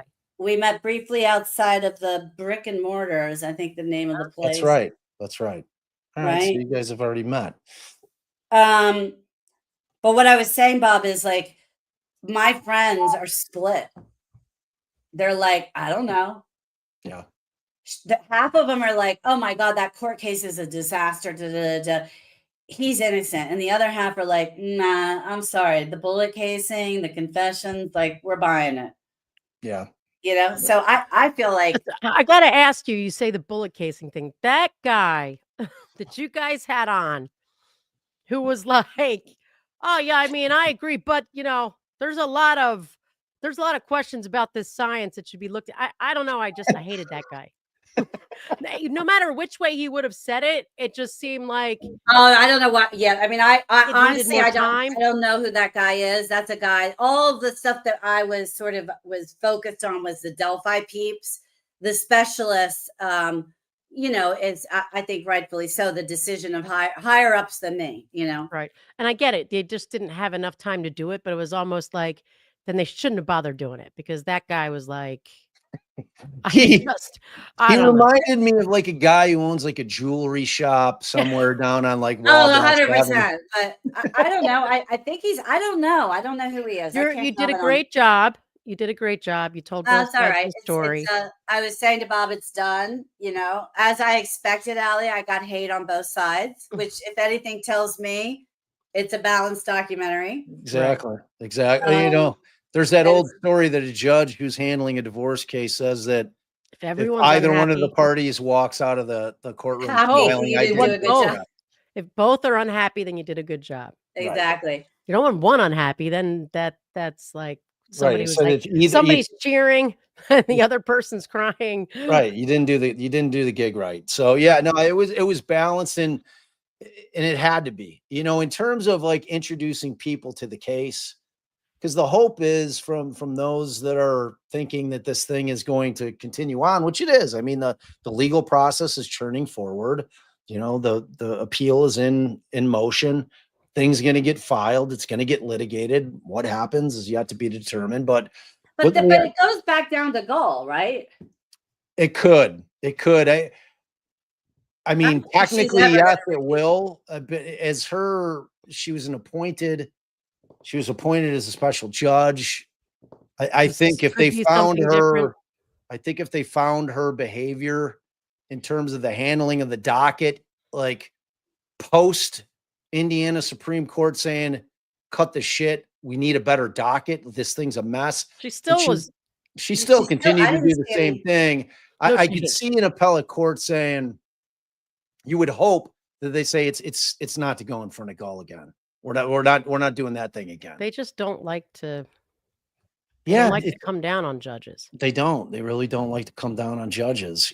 So it's one of those things where. But I think that's the safest bet is if it gets remanded for a new trial that it not be in front of Gull. I mean, like, because you're still like if they reverse her and it is any way based upon her rulings on the third party culprit stuff, she's like too out there. Like she thinks it's bullshit. Yeah, I heard you guys talking about never mind. I'm not even going to broach it because I actually forget. I know we looked into it before what all and in my mind I'm now mixing it up with what a nexus is in Indiana. Versus what it was in Massachusetts. So they're different. Yeah. Well, that's why I think I wanted to ask that also, Bob, because the guys I was talking to were all DC kind of white collar guys. Oh, they don't know. I mean, typically the nexus. They act like they told me they did, but well, I mean, we all have a general idea, but I think it was actually, now that I'm thinking about it, I think I was looking into it for what's the guy who we haven't gone forward with that everyone's like, do more, what's his name? Oh, what do you mean, Indiana case? No, I can't remember his name. I've got this brain fog thing. The cops planted the key. Oh, Avery. What state is that? Illinois? Wisconsin. Now that I'm thinking about it, I looked through theirs because some of them you need to have means and opportunity or right. Like there's some of them that are different things. I didn't remember with when I looked at Indiana, it being anything that specific. But, your nexus doesn't need to be concrete. Just because someone can't place you there, when you place yourself there, that's something, you know? Right. That was my question. That was my question. Also, Click said something on the stand during the hearings in July. By the way, was that July 2004 or 2003? It all falls. 2024. It was right before trial. That was Okay, like, that's what I thought, because I had a Yeah. brown recluse spider bite, and I was talking Oh, to my Ooh. doctor today, and I'm like, recluse spider. I think it was a year ago. Now I have brain fog. I forgot what I was going to say, but I really wanted to ask you something. Oh, I know what it was. I wasn't going to ask you something. I was going to tell you something that I found interesting, which nobody else finds interesting, but I still do. Todd Click, when he was on the stand, said that Elvis Fields, we know that his alibi for Muncie didn't pan out. But he said that Elvis Fields would frequently pick up jobs working with truckers to deliver livestock. And the trucker that he typically worked with had gone to Delphi that day to deliver to Packers and had spent the night with his girlfriend. So it is possible that Elvis Fields, I mean, I've heard rumors, and these are absolutely unverifiable. They are completely not of any, that I would never put it anywhere other than I'm just kind of curious what people's thoughts are, which is that Messer was up there that day. And it's possible that Messer came back with Elvis Fields. So that's a lot of leap of faith. But I thought that was interesting what Click said. Yeah, I mean, it was interesting. And, they had, I thought, ample, because the way that went down with the third party culprit thing, and it was, again, Gull putting it on a strict timeline. She left that for the last thing that they were going to argue during the 3 days of hearings. And, She brought it so up who on did? her own. She brought it up on her own. Who's she? Gull. Like, hey, Oh, what by the way, you think you're getting this third party culprit in? There's a burden you got to meet. Is that what we're talking about? No, that was finally heard during the 3 days of, like, they had filed motions. It was like No, that. last minute she sent something that said, if you think you're like, I don't know, I can't remember. You mean where? Yeah. So, I mean, it was brought up in the sense that she gave McClelland the high sign, like, hey, dude, you should probably file some kind of motion barring them from your third party culprit shit, which McClelland did do. So ultimately, yeah, that was McClelland's motion, actually. I don't know if you remember, I was asking, what's her name? My God, my brain, who did the appeal. Like, are you guys going to address the burden on third party? Like, Carol when's that? Weineke? Yeah. Yeah. Like I think I was telling you, someone's got to get word out to the lawyers. Like, when are they gonna give notice of their, like, reverse, 403B evidence, 402B? Wwhy can't I think? I can't, you know what? 404B. I think I need Because to you were leave. looking at teenage girls' clothes all evening. It's like the brain fog is real. And I put my vape out of reach so that I don't get all the hate messages. But now I just keep looking over at it. I'm like, there it is. Get it. Allie right thinks a lot of there. shit about when she vapes on. And my Hey, I wanna ask you hair something. moved. I used to be able to hide behind here. I'm like, you have to stop vaping because I'm sick of reading the shit. I'm like, for whatever reason, it upsets some people. They just don't like it. I'm like, Whatever. So can you guys help me? Can your viewers help me, or listen, whatever? I don't know. So my dear friend, Tom Webster, whom I absolutely adore, and we fight consistently about this case. But I think he did an excellent job in the documentary. Excellent job. I think he stepped in when he was needed and he articulated things very effectively, and I really appreciate it. He keeps making a point to me that I cannot get through my mind that says to him, so each person has their reason why they think he did it. Sleuth thinks it goes to the gun. And he had an excellent thing I was saying, Allie, on earlier today. I thought about the blood splatter at the kill site that I thought was just really good. But Tom's thing about why Rick Allen is guilty is the timeline, that the timeline is 100%. And let me just tell you what he tells me and see if you guys can help explain it to me or dispel it, because it's math to me. Okay. So he says Betsy Blair, as we know, Betsy Blair saw Rick Allen. Everybody keeps saying Rick Allen. even though she said he was in his 20s, on the first platform. And then everybody will say, well, he said he was on the first platform, so it was Rick Allen. Okay, like, I'll take that leap of faith. It's a little pushing it for me, but I'll take that Right. I leap mean, of faith. there were lots of people on the first platform at some point that day. Right, and including 22-year-olds, like Right. young kids. So okay, so but my thing is this. So he says she sees Rick Allen, turns around, passes the girls coming from mirrors, sees Libby and Abby, but Rick Allen, whom she had seen on the first platform, says he never saw Abby and Libby. And Tom says, how's that possible? How's that possible? If he was Bob could see someone I don't, and we're both in the exact same spot. Like, I don't know. To me, it's just you're not like, you're literally not scanning all the time. So when he happened to be paying attention, he saw the people he described. So to me, it's meaningless one way or the other. Or he wasn't there. Right, that's what I'm saying. It doesn't push the case for me at all, because it's just because you didn't see him of, doesn't mean that you weren't there at the time.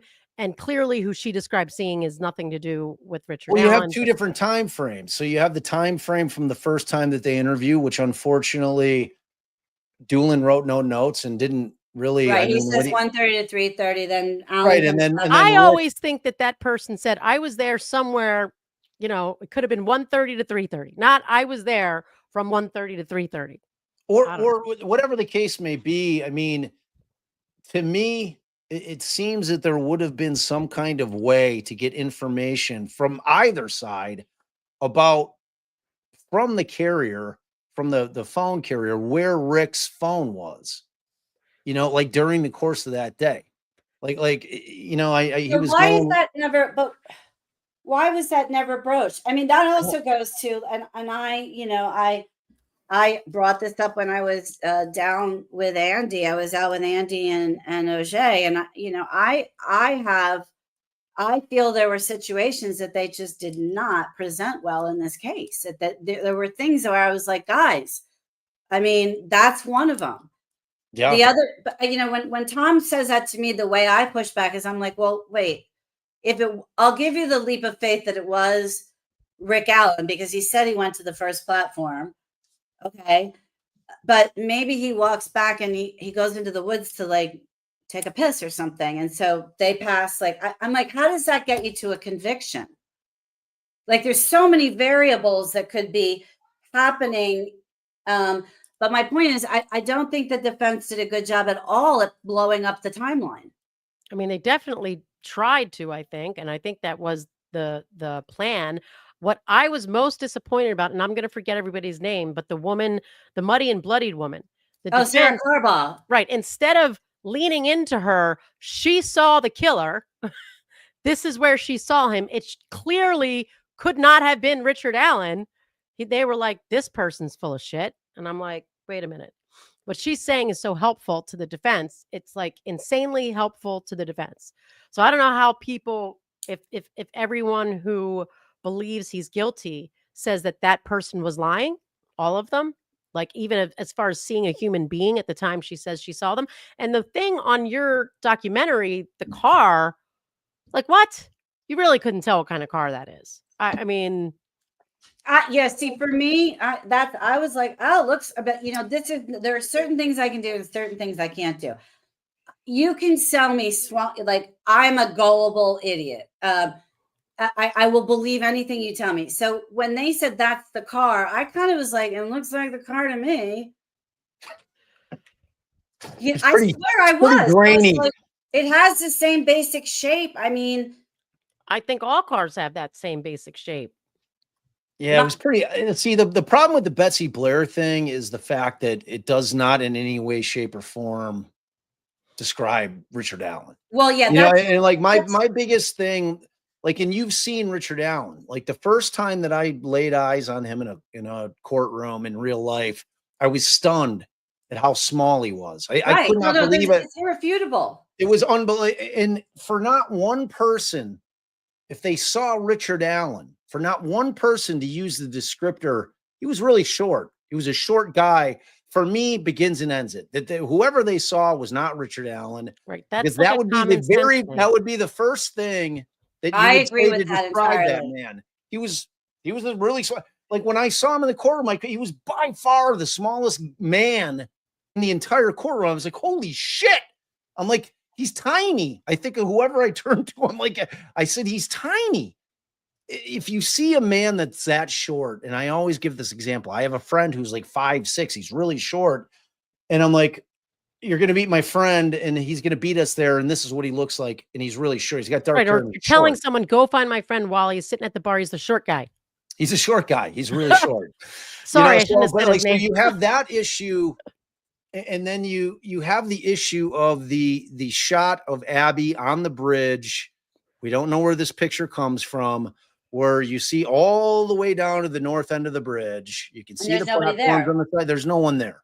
So if you've got Betsy, passing the girls as she's getting off the trails, and she sees this guy on the platform, like there's just like, where's the time? Like their timeline to me is hot garbage, in the sense that they just couldn't really prove what time Rick Allen was there. It's like, it had one person, one of these witnesses, they didn't have one positive identification. That's problematic. You Yeah. had this man sitting in the courtroom. He had all these people get on the stand, Right. and not one of them said, that's the guy I saw. I don't remember them saying that at closing. Did they say you saw all these people? Why didn't when they? we read the closing arguments, I Yeah. don't remember. And like Indy See, Cindy says, if Weber's van scared him off, he was already across the creek by then. So Yeah. I don't know. well, I'm not going to give it away. I know you guys won't do it, but I'm telling you, I think Sleuth just did a fucking great job of a potential scenario that will answer that question. And I just want to give it, I swear, it's like we differ on the case. But yeah, I I'll mean, watch it. I'll see what he, it's like, could Sleuth the always had like, he, as much as, I disagree with him, I respect him, and we've had good debates about it, but like, he tries to kind of noodle into Rick Allen's brain a little too much for my yeah, I agree with liking. you on that. I agree with you on that. All He's the like, people saying that this is what serial killers do, and this is what Rick Allen's doing, and this is what, like, no, you're not to a behavioral me, psychologist. the other thing I can't get past, and this is again, it's sort of like common sense, where Bob's saying it's like intuitive common sense. Like Bob's saying, someone saw that man, they would have said he was short, da, da, da, da. And everything else after that, who knows? But the one thing that nobody would get wrong is he was short. Is if someone is targeting children, which is no doubt, if you're targeting 12 and 13-year-olds, you have a thing for children, that there is not some sort of child porn, some sort of deviant sexual things on your phone, on your devices. It just, to me, there's absolutely no way in hell whoever hurt those kids does not have either violent stuff or deviant sexual material on their electronic devices. Even if they've never, okay, fine, everyone has to commit a crime once, but like the buildup Bob was saying, there's some sort of either. Yeah, I mean, statistically, yeah, it's just there's so many. Because One that's of the guys, I do this online, this on a Zoom call every Thursday night. One of the people in it is Mark Olshaker, who worked with John Douglas and wrote Mindhunter. That's what I was just going to say. He talks at length, not specific to this case, but he's like, the reason we were able to kind of get in and start doing behavioral analysis, although I think they're going to have to revive behavioral analysis with some new techniques at this point. But the core was the pattern building. And it starts from here and it escalates and it just does. And then and particularly at 50. I mean, if you're talking about somebody who's 15 and goes out and does some horrifically violent crime but I still think even then you're going to see like torturing an animal or indifference. There's going to be a buildup. There's a ramp up. There's always a ramp up. You don't go from zero to murder. But maybe Richard, I just want to be like, I just want to know, because I'm like, I swear the state people can be very convincing to me. And I go back, I go, oh, maybe that's right. So Yeah, like, You know but what it doesn't do? I can't believe, and I don't need you to answer the question, it convinces you beyond a reasonable doubt. no, I've said unequivocally. You yeah. know, and that's all that matters. That's all that matters, and not being able to put on a defense to even reach that spot, you know. I But, mean, you know, essentially, if you strip away these confessions, if you want to call them that, I just don't like. That's not what a I don't confession see a sounds lot of like. pro-state people arguing about the confessions. They can see it as they can argue about the bullet. the bullet is I junk. understand. Let me finish this. Let me finish Okay, this I'm sorry, statement Bob. because, Sorry, like, Bob. well, I agree. The concept of the confessions existing where they may not have hung their hat on them is all that they needed. Because when you strip away those things, whether or not they say, well, I found him super convincing, or I don't really trust the fact that they existed in whatever form and however they extracted them from him, they existed. So if you strip those away, if he's held in Cass County, okay, and that doesn't happen, if he's like Kathy's able to go see him, whatever, once a week, and he has some communication with this woman that he's been with for 35 years that he's incredibly dependent on, and he doesn't break down in the way that he broke down in that prison, and you don't have those, and you are left with mere presence on the bridge in a And I think timeline I that they might real have. I mean, mere one of presence. he said, "I think." What? He said, "I think maybe I did." I think maybe I did what? To me, those confessions, once I'm he like says, I'm already moving past for like pretend they "Oh, don't exist. okay." Pretend like because I'm telling you, the jurors, the one juror that we heard from said that they weren't hanging their hat on those, nor were they hanging their hat on that unspent casing. So really what they hung their hat on is they believe that the state proved that Bridge Guy committed the crime and that Richard Allen was Bridge Guy. That But that's like the Indy one Cindy juror that we've said, heard from. all sketches had hair, big hair. I understand. What I'm trying to get to is you are left with a case with the two pieces of evidence are Richard Allen volunteering that he was at the bridge in an unspent casing, which they were able to match with a fired round. That's it. So you got the unspent round and then you got the unspent casing or the unspent round. So you got the unspent round and then you got the spent round. So like that was it. Like and that was their whole case. So if you pull that away, because they really don't provide any kind of evidence, because they could have gone and gotten photogrammetry done and figured out how tall that guy was. Like, Yeah, how has no one done that? What about the TV Because that's pretty people? definitive, right? Like, if it comes back that guy's 5'10", this case is not. It's over. Richard Couldn't Allen's like not the 5'10". TV studio people nobody was offering to do stuff like that or to tweak the damn audio to hear what was really being said that the state No, claimed. no, they're not going to do that because it's leaning toward their job is not to try to solve the case and poke holes in it. Their job is just to present it. I mean, some networks would do that. ABC is not in that business. They're news. They're more news thing. But that is another reason about the Andy and OJ and Rosie of it all, which is how did they not do that? You know what? And I've said this on multiple lives. I've said it with Osbrook. They rushed to trial, but they did it because they didn't think that Rick was going to survive.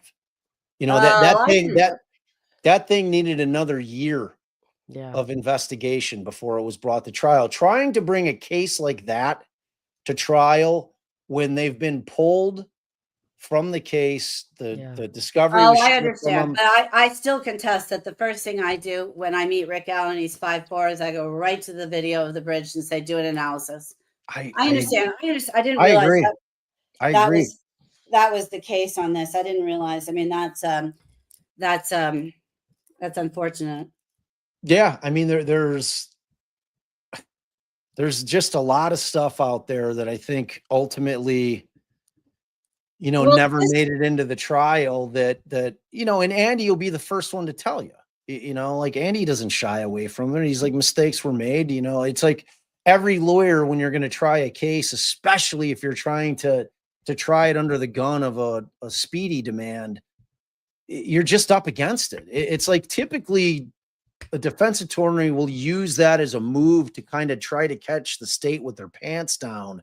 But the reality of is it doesn't allow either side to have the amount of time that they would otherwise want to have to prep a case like this, to do everything that you need to do to make sure that your client's not going to get convicted. Cause there's a lot there, there's a lot there. And once she stripped him of the defenses and they basically had to rely on reasonable doubt, I mean, you really had to rely on all those other things. Yeah, that goes to a point I wanted to ask you guys about, which is how typical is it that defense teams are dumped with, like these massive information dumps of 26 terabytes of information and stuff like that? Like, is that a sort of assumed procedural practice? It's sometimes a hide the ball, where Right. you just dump it all on them. Usually we're getting it in phases. As they get it, then we get it. As they get it, then we get it. And then it's typically very organized. It's not typical to get, like what they were saying is that they just got a whole bunch of evidence without any sort of organization to it. And that I do think is unusual, where they just dump the information in like a Well, unorganized and, bucket, right? And not and like the problem that they had is when they had it somewhat organized, and then when they're removed from the case, they turn it back over to the state, and then McClellan It turns comes it back over. disorganized It again. goes to the other two lawyers, and then it goes back to the state, and then they give it back to them in the format of like, here's a big pile of shit. Good luck. So they had to and it was just a massive amount. It was a massive amount of evidence. I mean, the tips alone were unbelievable in terms of trying to sift through those, so it's just like the only thing that helps you with that is time or a huge staff, and they had neither. No, or one other thing that I wanted to mention, which is AI, because I feel very strongly that if they had access to a sorting capability that could upload 26 terabytes very quickly, and they could run, sorting techniques through it, you would have which that case AI where, does that. huh? Which AI does that like that? Well, there are. I mean, I can't even get it to take my 300-page document and create a Is table of that true? contents. Is that true, Ellie? I mean, I'm surprised I'm to not hear using that. the right. Maybe I'm not using the right stuff. So Yeah, I'll I give don't know. you guys a call later about that, because one of the things that had come up when I was, the big, like I know Greenberg Traurig, a bunch of these, they're working with universities to develop these AI sorting programs for exactly this reason, which is, you can actually get in and build a case versus having to like spend time organizing the shit to just get to By the the point where you time can. they do that, AI will have us all shut down like ants. Anyway, No, I'm so. not listening to that, Ellie. You're wrong, Ellie. It's going to come around the corner, and it's going to be a helpful tool, in my opinion. But I Well, digress. then, just to have this little side chat, what do you think about AI that's not programmed to protect itself, displaying self-protection and blackmailing CEOs to not shut them off? I mean, Huge, huge problem. Yeah, ah, pretty and if they're scary. already doing that, you can bet your ass they've already duplicated themselves and hidden it somewhere so that when we try to shut them off, they're like, hee hee, I'm over here, I'm over No, no, here, I'm back 100%. here. I'm not a proponent of AI. I just figure we've got about 2 Yeah, but years I'll before use it. we can get in and get some benefit from it, and then just Yeah. figure. Yeah, like So, I've had to cave. I've had to cave. I'm I mean, terrified of there's it, no but point. At this point, you we're have to all use it. fucked. It's oh, we're on totally a fucked, which is path. why I'm like, eat, drink, and be merry, raise chickens, play tennis, Exactly. I mean, live she's life. not we got a couple years, people. Oh, that's So, it. I'm telling. I keep saying, I don't want to be Debbie Downer, but I'm like, oh no, Bob and we're down there. Yeah, yeah, we're down there I with you. keep asking chat, how long till you kill us all? yeah. No, I know. He's got Believe us me, on I a play quick around. time frame. I'll tell you that much. Not to Oh, kill, yeah. but Oh, I won't. Okay, I'm being an asshole. But the other thing, so is there anything else I can tell you? I would really like if somebody else would go do Flora. Yes. Yes. I really feel like that case needs serious Flora. examination, Uh, and I just I don't have the wherewithal to. it's so true though. Like that case just needs somebody to dig in on it. And it's just so close in time. And they're like, I had so many people in my DMs for the past 3 years, like throwing every theory known to man at me in I terms know. of, I went you down know, them all. yeah, you know how it is. And it's like there's one dude in particular that he's got a lot of receipts in terms of the things that he talks about and whether or not it's a connection to Abby and Libby. I don't know, but like, I mean, like this dude, he writes these long, just like no punctuation, just puking out like Well, it's certainly a connection to the fact 5,000 that word like, it's a stream of connection to the consciousness. fact that Carroll County does not have a solid history of solving murders, and it Right. was a murder. So Yeah. you can piss and moan about anything you want, but the connection is it took them this long to find the alleged killer, and they still haven't solved Flora either. And they're claiming that that small town is a safe place to grow. I don't, if it quacks like a duck, it's a duck. I'm sorry. I mean, that's one of the things I really wanted to bring out in this thing. I'm not indicting anybody, but I'm saying small town America and large city America, you have to deal with the fact that this was not a safe place for these girls to have grown up with. And I don't care if Delphi pushes back on me on this because there's just too many violent crimes that happen in that area to be told over and over and over again that it's okay.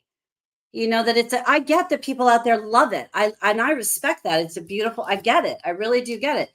But the police are failing to prevent really heinous crimes from happening. And that has not changed as a result. Like there needs, in my opinion, still to be oversight. And I'm not saying the oversight is go fire all their asses and that. I'm saying bring in some training experts. Like there has to be growth out of this. There has to be something in addition to these, like something positive that can be said, like, wow, we need help. Yeah. We're going to employ these training methodologies. We need to start changing our procedures to address this. Like just something Well, they got positive. help and they turned them away. I know I know. I'm aware. And I know, like, I was I'm stating the obvious. friends with Mike, who did a really nice job in the doc too. Oh, he's the and nicest guy you'd ever want to meet. super nice guy. And like I was sitting there watching it, and I know Mike's story in terms of his relationship with those guys, in terms of the unified command, and just and I was wondering, I'm like, how much did it get under their skin watching Mike on there during the whole doc?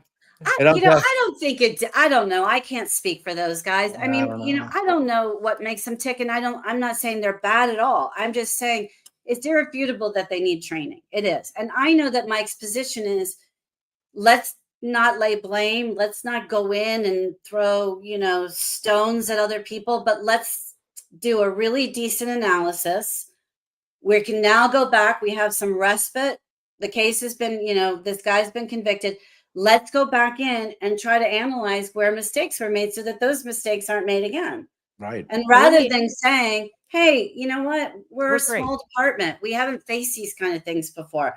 That kind of attitude would have won so much sympathy. But the opposite occurred, which is everybody go away. Roy West, Right. You're not needed. The FBI, you're not needed. We're going to come in. We're going to take control. We're going to seal everything despite everybody's, advice that we do the opposite. And we're going to handle it. Right. Wrong approach. Wrong So approach. what- Bad Wrong optics, approach. my friends. Bad Did optics. you learn anything new doing the documentary? And is there anything that you really wanted in that you couldn't keep in? Did I learn anything new? Well, yeah, I learned a lot as we went along. More what's- details about. I What was can't the think of most? anything that was like, oh wow, that's like really striking new information. All right. And What about what would something that you couldn't put I in? would have wanted the leaks in and the being tossed off the case in with the writ of mandamus being I think that was, if we had had another episode, and I don't know how Jane and Grace would feel about this, I feel that would have been a good midpoint because it was chronologically the midpoint. And I just think that was number one, very dramatic on both sides, very destructive across the board. To everybody. I mean, literally to everybody. A man kills himself as a result of it. The families are destroyed. Did you do any digging around into that? Like, Yeah. why did he Does the family have a position on why he took his own life? I'm not going to comment on it. Okay. I mean, that's dangerous waters, you know. I mean, it's who knows ultimately, who knows why anybody Right. decides to Right. to make that decision. And I would be guilty if I then suddenly came in and gave an opinion, since I've been saying I try not to do that. Yeah, and, But we, like you said, we don't know. oh yeah, You know what I mean? I do have some insight on it, but I'm going to keep it to myself. I mean, the damage, and then what was I thought was also quite interesting was I mean, I loved watching the arguments in front of the Supreme Court. You know, I thought they were excellent and very informative to a layman like myself, and so that's what I would put in, Ali. I would have done the first 2 episodes and then dropped in. I would have done it chronologically and then gone. Then I would have hit the third party, and then I would have been. But I do think the way that Grace ended it, particularly where she went back to the girls, you know, because the case does have a tendency to take over everything. And I remember the first time I watched her cut, I was in tears. And believe me, after 8 years on this, you get a little too cavalier about the reality of what this is. Yep. And so I was broken. I mean, I was broken. I just, it really brought it back to the human element of all this. And I just continue to say, like, you know, none of it, it needs to be examined, and people need to feel safe, and they need to have protection in their communities. And, you know, I think the takeaway for me is that we can do better in all aspects of this, in all aspects. And that includes the violence that happened online against each other. You know, the name calling, the vitriol, the doxing, the trolling is fucking bullshit, people. I mean, and by the way, it only increases the people doing it. It only increases their anger. That's all it does. Right. I mean, Yeah, it really crazy. does. It just feeds this constant irritation and irritability. You know what I mean? You can see that they work themselves up into this hyper hysteria. And it's like, nobody's getting hurt here but you. Yeah. Right. It's like, you know, like I've got thick skin, so I didn't really give a shit. You know, Murder Sheet's doing hit pieces on me. I'm like, I stand behind every piece of content we've ever put out. Like I don't, you know what I mean? It's like just making just bald allegations of just complete and total bullshit. Yeah, Just they to really try to, fabricate stuff. But to what for me, end? I'm like, Like, all press is good press. Bring it. I'm happy. Bad press, bring it. I'm fine with it. I mean, Yeah. bring it. I worked in Hollywood for 35 years. If you don't think I've heard everything that could be negatively said about me with my life earnings on the line, like, I can handle it. My point is, when you step past that and you start making personal statements about people or trolling people, or, you know, I won't bring up the name, but somebody told me that that there were trolls that were going after her husband's medical license related to this case. That stuff is, I heard all kinds of stuff. yeah. And then, I mean, Somebody's medical Big did- license. What? Sorry, I was looking at the chat. that somebody brought, somebody doxed or did something to a person that was pro-state, and this pro-defense person tried to get his medical license revoked. Yeah, I mean, it's crazy. just fucking crazy. I mean, It's fucked up. It's fucked up. Um, All of it, like all of it's fucked up. Like I saw it going back and forth like a tennis match, you know, between like just I get being passionate about something, but I mean, you saw it in Reed. maintain your fucking integrity. And you know, it's like just like the whole online thing is so insane. Like it's just, you know, it's like Allie and I do this for a living where we argue in court. yeah, you argue. And Right. cognitive dissonance. You can hold two things in the palm of your hand at the same time, for fuck's sake. It doesn't. Yeah. One thing can be true and the other thing can be true simultaneously. Right. It's crazy, you know, but some people. And by the way, society progresses by debate. It doesn't progress by bullying people into your opinion. Right. So they're doing so much damage that they're doing damage to themselves. They're mitigating their neurological, they're literally creating neurological pathways in their head that are going to reconstitute anger over and over and over again. And they are disallowing society to move forward because they are bullying people into not having a debate. And that's another thing that I did not take kindly to in Delphi, was the bullying. The bullying is obscene. That town is based on a lot of people who've gotten away with bullying people. And then what happens? You get violent crime like this. Yeah. You know, it's that martial arts thing. When somebody comes full throttle at you, let it go through you. But if you hit it hard, like the way these cops did back there, you get hit harder. You know, like the flow, not to be all energetic, but let it flow, baby. Let it flow. Keep the discourse going. Right. All right. Did everybody I'm sorry, was I a total bore? They're like 4 No. people. No, you were great. You were I great. loved it. I loved All it. right. I'm gonna Thanks for coming on. my pleasure. Always good to see you guys, and keep the debate going. Everybody watch the doc. I'm gonna go raise chickens. All right. Go get some eggs, for God's sakes. All right. Good seeing you guys. Bye. Ciao. All right, thanks. All right, everybody. Well, I went through all the supers, except All right, I good. think Skeptic Curiosity needs something from you. Oh, family hug. Welcome, welcome, welcome. Scout made the volleyball team. Hey! Hey! And Indy says ChatGPT says the car on the video is a full-size SUV. I There you mean, these answers seem easy, you know. They seem easy. Like Seem easy.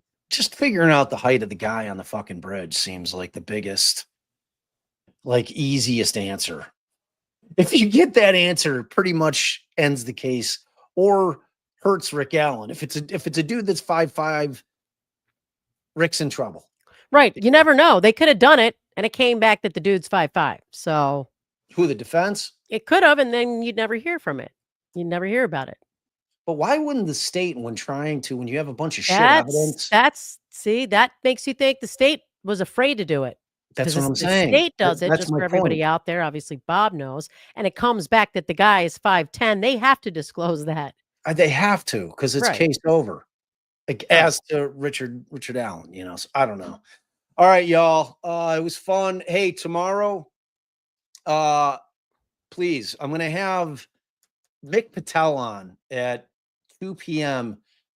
Mick Patel is that case that just went down in Georgia, where it was just dismissed by the prosecutor's office down there, wherein he was accused of trying to kidnap this But I had the 26-year-old woman's child out of, I think it was Walmart, might have been Home Depot. I don't know where.